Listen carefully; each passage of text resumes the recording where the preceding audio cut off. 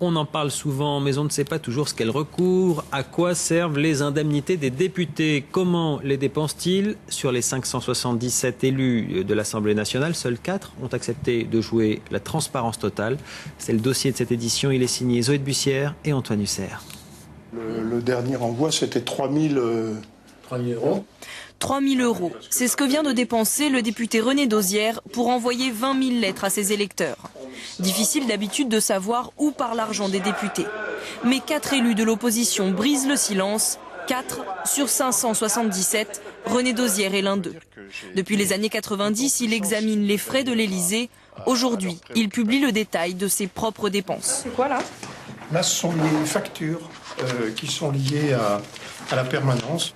Sur son blog, tous ses frais sont inscrits ligne par ligne.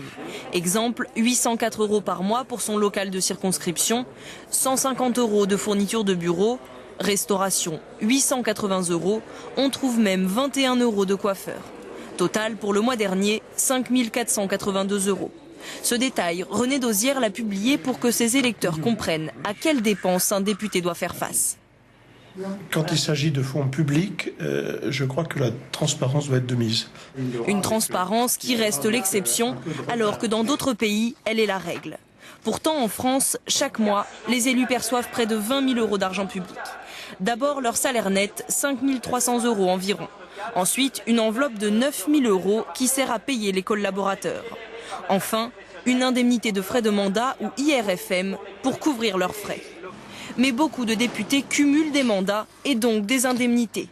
Des abus sont donc possibles. Ce collaborateur parlementaire les dénonce. Les élus peuvent faire absolument ce qu'ils veulent, ils peuvent dépenser ce qu'ils veulent, quand ils veulent, et pourquoi pas financer leurs vacances d'été sur cette IRFM, puisqu'il n'y a aucun contrôle.